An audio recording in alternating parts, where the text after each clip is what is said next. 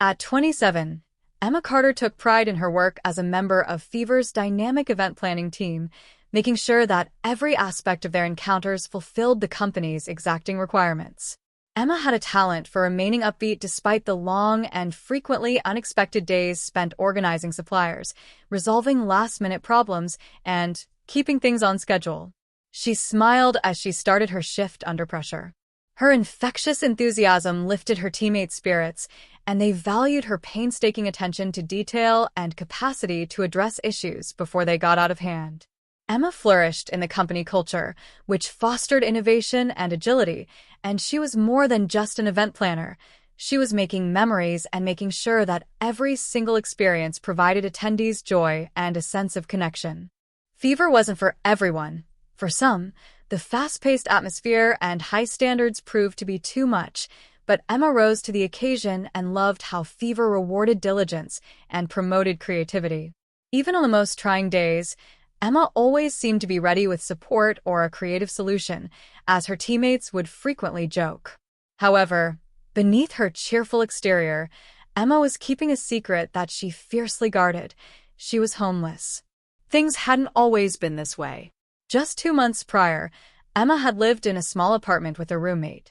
When her roommate suddenly decided to move out, Emma was left to fend for herself. Despite taking on extra work and reducing all unnecessary expenses, she was unable to make ends meet, so by the time her lease expired, she had no choice but to leave. Emma came up with a plan, packing her belongings into the back of her old Honda Civic, signing up for a gym membership, and resolving to save every cent of her paycheck.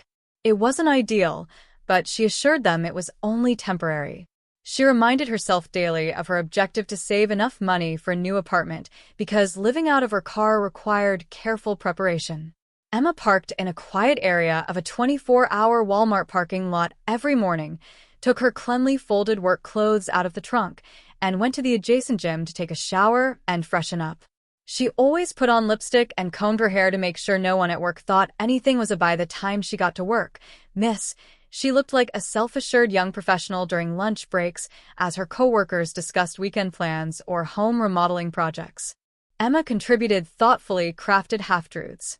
If someone inquired about her living status, she would respond that she was looking for a place closer to her place of employment or that she was in between places. This wasn't precisely a lie, but it wasn't the whole truth. Her evenings had a calm routine. After work, she would get a salad or a sandwich and go to the library, where she would look through books or use the free Wi-Fi to look into reasonably priced housing alternatives. She went back to her Walmart parking space when the library closed, got into the back seat, and attempted to catch some sleep. Some nights, the cold or the sound of passing cars prevented some people from falling asleep.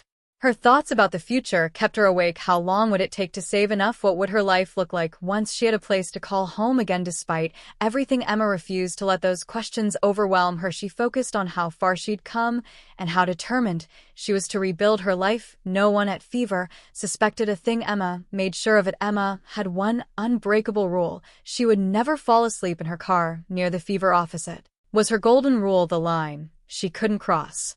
But one exhausting evening, after an especially grueling day of back-to-back event planning meetings and last-minute changes, she broke her rule. She had driven to her usual Walmart parking lot but felt too drained to make it out of the Fever lot that night. Just a minute to stretch out my back, she thought. She reclined her seat, intending only to close her eyes briefly. When she woke up, sunlight was already streaming through the windows. Panic surged through her. As she bolted upright, the Fever lot was still mostly empty, but the thought of being seen overwhelmed her. She hastily grabbed her things and sped to the gym, determined to erase any evidence of her misstep. Little did she know someone had noticed. Caitlin Clark, a basketball superstar known for her leadership and dedication, wasn't supposed to be in the office that early. She frequently worked with Fever to promote memorable and distinctive events, and she stopped by before her morning meetings to review schedules and make some important decisions. When Caitlin arrived at the parking lot, she saw a strange car parked strangely inside. The young woman was sound asleep, and at first, she didn't think much of it. Possibly someone had stayed up late and chosen to take a nap before the morning rush. But as she made her way to the building, something about the scene stuck in her head. The woman had appeared vaguely familiar, But Caitlin couldn't immediately. Emma's morning proceeded as usual, and by the time she got to work, she had her polished appearance and cheerful demeanor fully in place. She handled calls and organized the details of the event with her usual energy, and she breathed a sigh of relief. That evening, after work, Emma stopped at Walmart to pick up a few necessities. She always kept her expenses to a minimum, but she decided to treat herself to a small snack with the few coins she had left as she stood at the checkout fumbling with loose change. Some coins slipped from her hands and fell to the floor, embarrassed Emma Ned to pick them up, carefully collecting every penny. Emma froze, her stomach dropped, and she looked up to see Caitlin Clark standing a few feet away holding a small basket of items. Miss Clark. Emma stumbled to her feet, holding the coins tightly, and she was very conscious of the fever lanyard that was still around her neck, identifying her as an employee. "I didn't think you were here." With a sweet smile, Caitlin crouched next to her and said, "Here, let me assist you," taking a few spare dollars and giving them to Emma, who said, "Oh no, you don't have to do that," in a voice that was almost audible above a whisper. "It's no trouble."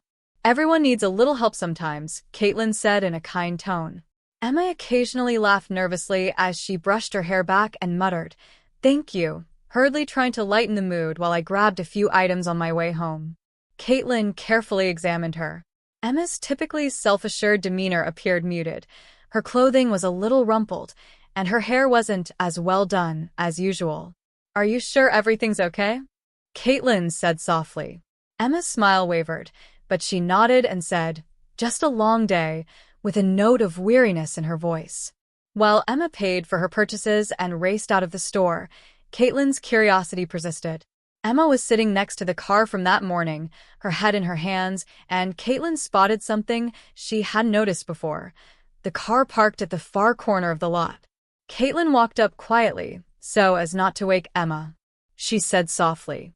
Emma hurriedly stood, wiping at her eyes as her head flew up and her face flushed with humiliation. Miss Clark. Her speech drifted off as she looked toward her car, obviously considering whether to explain or retreat, but I was unaware of it. "You don't have to explain anything if you don't want to, but if something's going on maybe I can help," Caitlin murmured quietly as she offered a hand to comfort her that everything was all right. Emma paused, looking for any sign of condemnation in Caitlin's expression, but she couldn't find it.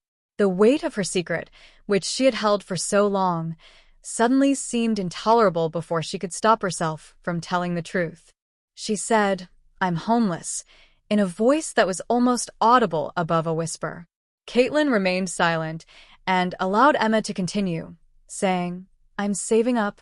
Emma quickly stated, "I just need enough for a deposit on an apartment. I didn't want anyone to know. I didn't mean for you to find out," as if she needed to defend herself. Her voice cracked, and she looked away, blinking back tears. "I don't have parents. They passed away when I was a teenager. It's just me," she said, her words hanging in the air raw and vulnerable. Emma crossed her arms, seemingly preparing to have her secret revealed. Caitlin nodded slowly, her face softening as she murmured in a whisper, "You've been managing so much on your own that it takes strength, not weakness. It's not humiliating to ask for help." Emma chuckled a little shakily. "It doesn't feel that way."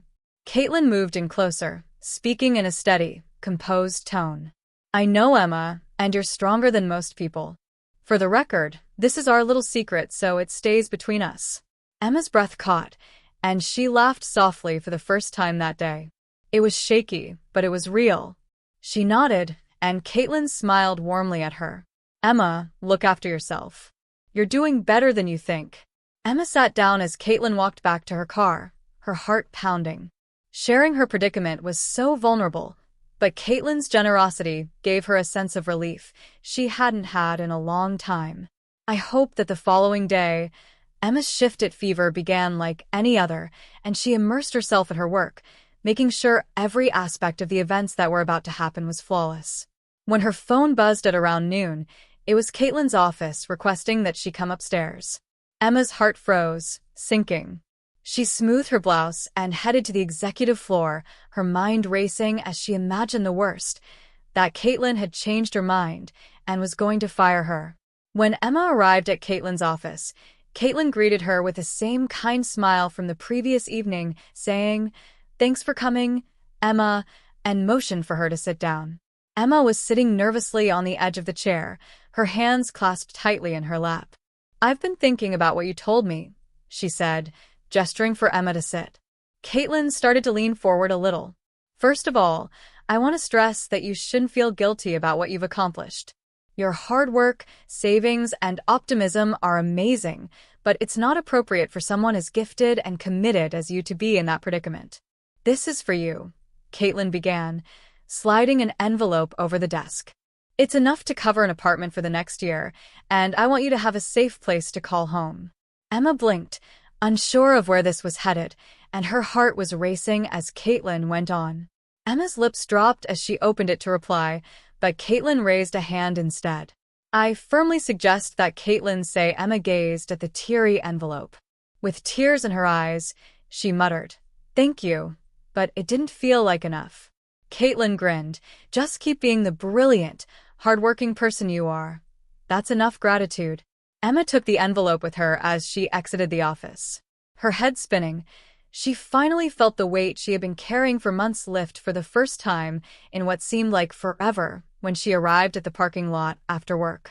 Emma smiled broadly and told herself it's finally over, allowing herself to think that everything would be all right.